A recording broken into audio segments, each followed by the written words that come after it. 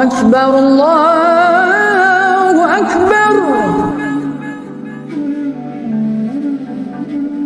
الله أكبر الله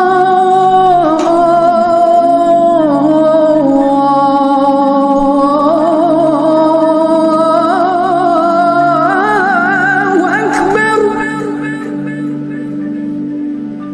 Kesempatan kali ini kita akan membahas tentang bagaimana orang yang dalam perjalanan tersebut bukan kondisi sewaktu-waktu, tetapi menjadi rutinitas kegiatan pekerjaan sehari-hari. Apakah orang tersebut masih dikriteriakan sebagai musafir yang boleh berbuka puasa ketika dia melaksanakan dalam bentuk pekerjaannya tersebut? Nah, di sini ada mata yatarajjau as-saum, kapan diunggulkan untuk pelaksanaan dia melaksanakan puasa ataupun berbuka. Amma abdoliyatus saum fatatarajjaha liman yakhafu ala nafsihi at-tashaghula anil qada'i. Adapun keutamaan untuk dia terus melanjutkan berpuasa itu diunggulkan, diprioritaskan liman yakhofu ala nafsihi atatasagula anil qada, bagi orang yang dirinya mengkhawatirkan bahwa dirinya akan sibuk dengan melaksanakan qada, misalnya perjalanannya sangat jauh, kemudian karena dia juga punya qada yang belum dilaksanakan, ataupun sebelum berangkat juga dia punya kewajiban untuk qada yang pada nanti setelah puasa harus ditunaikan, maka dia kalau kondisinya nanti yakin bahwa kondisinya akan lebih sibuk untuk melaksanakan qada, maka orang tersebut walaupun dalam kondisi perjalanan dia lebih diprioritaskan untuk melaksanakan berpuasa. Awil kaslah anhu, ataupun dia akan melaksanakan puasanya itu malas, tidak mau melaksanakan, fal akhwatu lahu ayyasuma, maka yang lebih prioritas, lebih utama bagi orang tersebut adalah untuk melaksanakan berpuasa.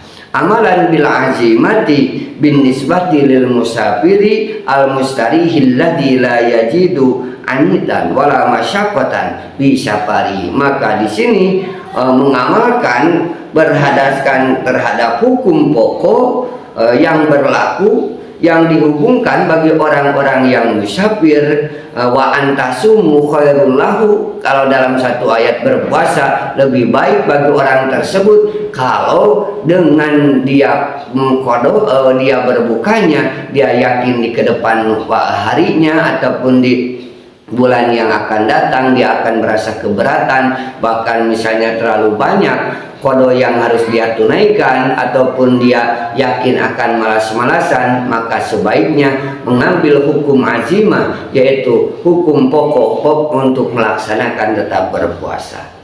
Kemudian wa aidon as-safarul mukhtalif ka yakuna safarun dunal masafatil lati qadruhal jumhur wa qudirat binahwi tis'ina kilometran.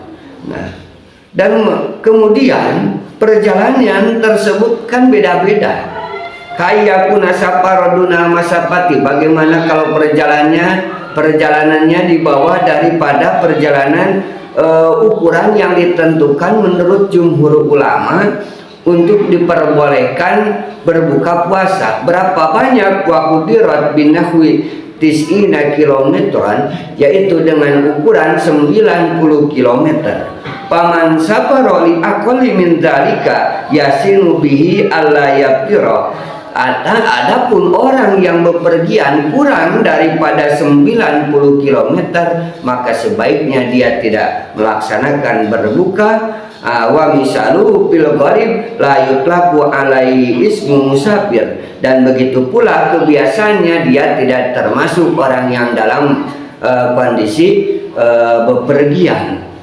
Mana wa mislu dalika alladhi kharabathu as-safar, yaitu orang yang mempunyai kebiasaan aktivitas pekerjaannya biasanya memang dengan bepergian. Au taqta disafar bistimrorin ataupun biasa dia melaksanakan perjalanan, menuntaskan perjalanan secara terus-menerus, maka dia tidak bisa termasuk golongan seperti musafir. Misalnya dia jadi supir kendaraan umum bis kota ataupun sebagai kendaraan umum. Nah, maka dituntut bahwa dia harus pulang pergi dari satu kota ke kota yang lain. Kapoyari seperti juga pilot. Nah, wa mudayyafati ta'irah, kemudian pramugari. Nah, wa mudayyafatu ta'irah toyar, kemudian lagi supir, maka itu termasuk pilot, pramugari, supir, waroyanil bakhiro asabina, kemudian pengendara ataupun supir bagi kapal laut, yaitu nakoda, ya nakoda pun wa malahiha, dan pengemudinya wasaiku sayyarah al akhirah, dan selain daripada kendaraan-kendaraan yang lain, yaitu at-taksi seperti taksi, pahaulai wa injajalahum al-fitru biwasbi musafirin yabdudu lahum ayyasumu idan lam yasukko alaihim parubama la yatayassara lahum ayyasumu. Maka bagi orang-orang yang sudah menjadi kegiatan ataupun pekerjaan sehari-harinya sebagai supir, kemudian di sini toyar seperti pilot, pamudayyafatu ta'irah, pramugari, kemudian royanul bakhirah, nakoda, kemudian wasaiku sayyaratil akhirah at-taksi, dan pengendara taksi ojol sekarang ya, yang ojek online ataupun berbagai media alat yang kesehariannya menuntut dia pergi dari satu daerah ke satu daerah yang lain, maka sebaiknya memang tidak berbuka puasa karena masyarakatnya bagi orang yang sudah melaksanakan menunaikan perjalanan yang jauh tersebut. Kemasyarakatan bukan lagi halangan untuk melaksanakan berbuka puasa. Tetapi kalau menghitung dari kata masyarakat, mungkin orang yang buruh tani juga ada yang mungkin merasa lebih masyarakat. Misalnya mohon maaf, pengendara mobil, pengendara ke kapal laut, kapal terbang atau pesawat ataupun nakoda misalnya, mungkin dia tidak terlalu capek, tetapi yang paling capek adalah buruh tani seperti buruh pacul, buruh bangunan, buruh gali jalan, parit jalan, itu lebih berat ujian masyarakatnya bagi mereka. Tetapi karena kondisi pekerjaan itu bisa ditangguhkan zaman dulu, berbeda dengan zaman sekarang karena itu pekerjaan bentuknya mandiri. Nah, kalau sekarang menjadi buruh, menjadi pekerja di orang lain, maka waktu bukan hanya selain bulan Ramadan, di bulan Ramadan pun mungkin pekerjaan itu ada. Maka bagi orang yang menjadi kebiasaannya bekerja melalui satu daerah ke daerah yang lain, baiknya tetap melaksanakan berpuasa. Wa mata yakunu al-fitru fi safari afdal, kapan berpuasa itu lebih utama? Nah, kemarin sudah diceritakan, ayyakuna al-musafiru fi jama'atin tahtaju ila qadamati wa musyahadati badaniyah wa ijtimaiyah ya'uqu syawm kulliyan aw juz'iyan anil qiyam biha fayatanasaru biha al-muftirun wa yahrumu man masubata shaimun. Maka bagi orang-orang yang dalam perjalanan, baik dalam perjalanan secara rombongan ataupun secara mandiri, membutuhkan kepada pelayanan publik, pemusaadati badannya, pertolongan badan, jasadnya harus juga kuat, wa istimaiyah busaum kulian au jujian anil qiyam biha fayastanisu biha al muftirun. Maka kemungkinan akan berpengaruh dengan kesehatan badannya dengan cara berbuka. Wa yahrumu man masubatau as-shaimun, dan haram bagi orang yang menetapkan bagi dirinya untuk melaksanakan memaksa orang lain untuk berbuka. Misalnya dari satu rombongan ada sebagian yang berbuka, ada yang sebagian yang tetap melaksanakan berpuasa, maka jangan saling mengecam.